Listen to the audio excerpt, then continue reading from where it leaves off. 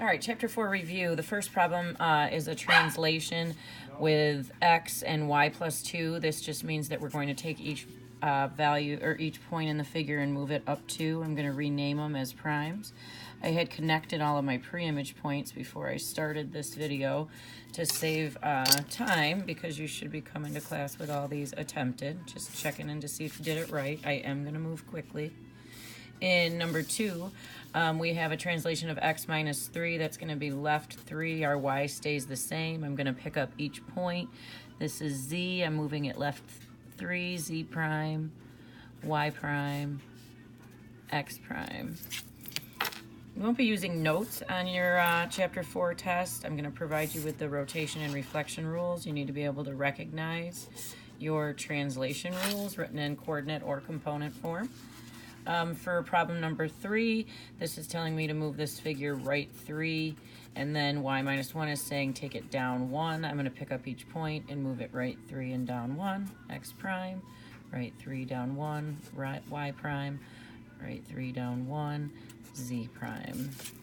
Some of the points are kind of hard to read, but just you can always refer back to the pre-image points. That the letters that label the points are kind of hard to read. But up top we had all the coordinates written down, what each letter coordinated with, if you were struggling to figure out what letter was which. In this one we have an x plus 4. That's going to mean that we are going to move this figure right 4, and y plus 1 is going to take it up 1. Right 4 up 1. There's my x prime. Right 4 up 1. Y prime. Right 4 up 1. Z prime. Expect to graph pre-images and translations on your test. Moving on to the next page. I did see some interesting questions and interesting work happening in class on problems like this. I want you to make sure that you are, when you're dealing with these compositions, it is one transformation followed by another. We're going to go and take and move this figure first as an x plus 1, y plus 2. That's going to mean that the figure is going to go right 1 and up 2. So that's going to be my q prime. Right 1, up 2, that's going to be my p prime. Right 1, up 2, there's my r prime. Now, that from this point, I'm going to follow the next transformation rule. And the next transformation rule is x minus 4, left 4, y plus 1, up 1. I'm going to pick up each of these points, move them left 4 and up 1. Q double prime. Left 4 up 1, r double prime. Oh, that was p. P double prime. Left 4 up 1, p, r double prime lands there. And again, you, from your pre-image, you do whatever's listed first, and then from that position you move to the next transformation, the one that's listed second. So in number 6, following that same idea, let me pick up my brown pen I was using for the first one. It says x, no left or right change, y plus 3. Every point is going to move up 3. Now, careful, this one's marked on, it's going by 2s. Up 3, there's my q prime, r prime, up 3, p prime, up 3. So there's my first translation. And then my second translation, the x minus 1, y plus 1, is telling me to take this figure, move it left 1 and then up 1. So my second transformation. So my finished image is my blue figures on this one.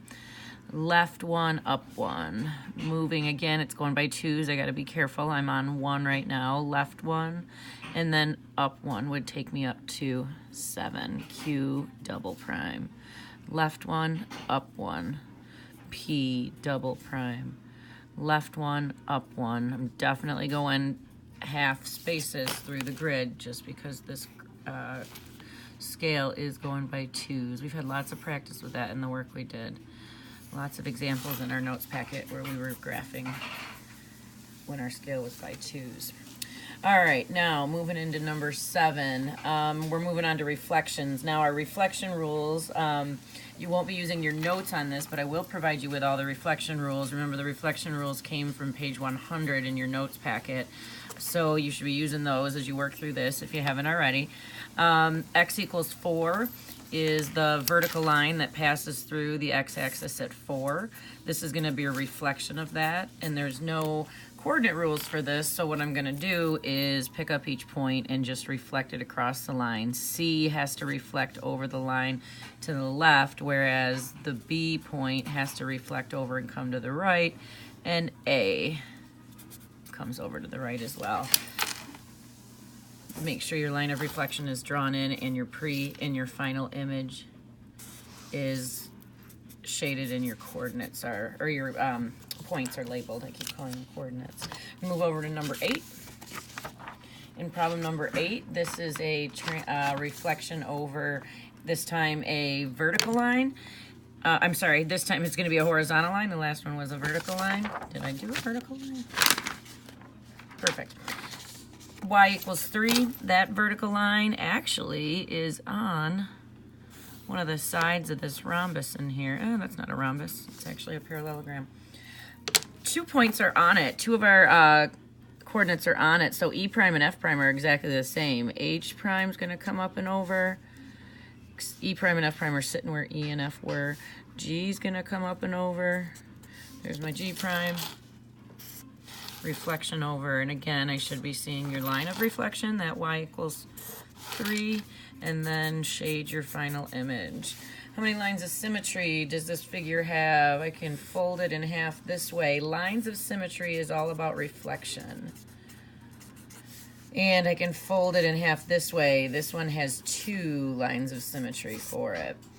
Now, y equals x is the line in which this is a reflection over y equals x. I'd already grabbed the rule and wrote it in my notes, or wrote it on my test. I'm going to just do a dotted line through where y equals x. Again, y equals x is when literally every single point on your line is the same x and y coordinate. Anything on that line has the same x and y coordinate. It goes kind of diagonally through. Now, for this one, I struggle to visualize on problems like this in order to, oopsie, that's not going to be prime. I struggle to visualize what the reflection image is going to look like, so test always going through and following the rule that we're given.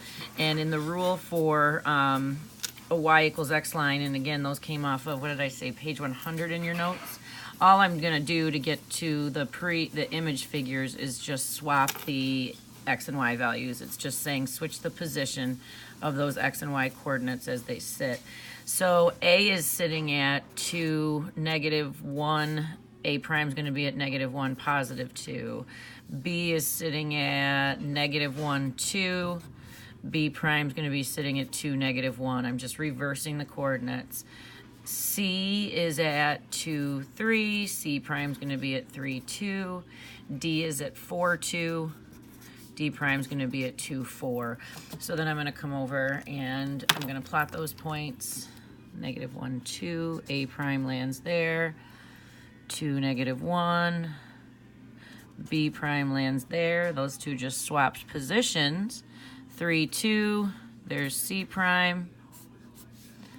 And then 2, 4. Oops, 2, 4. There's D prime. Now my line that I drew is kind of getting in the way here, so I'm going to do a little something. Here's the y equals x line. It's kind of hard to see now that I've got all that brown pen all over. There we go.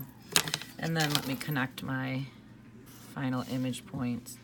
And I know sometimes it's a struggle when they're overlapping like this, so just pay close attention as you're plotting, or as you're graphing them, that you're making sure that that final resting image is the exact same shape as where you started. All right, number 11. Oh, we don't have an 11. We actually go to another number 10. Look at that. This is rotations, our rotation rules. We're in the same position in terms of using the rules. We've got those on page 105 in our notes, and I'm providing you with those on your test. In the case of number 10, this is a 90-degree rotation. I see the A, B, and C points here. I don't care where you go and write your primes down. Maybe you might like to write them underneath. I usually make a list off to the side. We'll see how this works out for this one. So in the case of a a 90-degree rotation, what we do is we take the first value in each of these coordinates and we move it into the second position. And so A prime has a y value of -3, B prime has a y value of 2, C prime has a y value of 3. So taking the first coordinate, moving it to the second position. Now I'm going to take the second coordinate and not only move it to the first position, but do so as its opposite. -1 is going to move in front as +1. 2 is going to move out front as -2. And -3 is going to move out front as +3. Then I'm going to go plot those. Let's see where we land. See our 90-degree turn. 1 and -3 is A prime. B prime, -2, +2. Looking like I'm creating the same shape. C prime's 3, 3. Sure enough, there it is. Now as I move on to the next one, and I know this is going pretty quickly, anybody that needs to go back to some, put a star next to them, write down the rule, make sure you at least have that moving forward. And these videos will be posted later on so you can check back. They'll be posted at the end of the school day. I've got the rule for 180 degrees, and for 180 degrees, as I'm going to go through each of these points, all I have to do is just take the opposite of each coordinate. W prime is going to be 2, 1. X prime is going to be 1, -3. Y prime is going to be -3, -3. And Z prime is going to be -3, +3. Just take the opposite of each coordinate. Let me plot this with a different color. W prime is going to be at 2, 1. X prime is at 1, -3. Y prime is at -3, -3. Z prime is at -3, +3. Z prime. And hopefully you've taken the time to go through and use a ruler and connect your points, clean up all your drawings so they're easy for me to tell what's what. Number 12, we have some directions for a composition written out in a little couple sentences here, a sentence.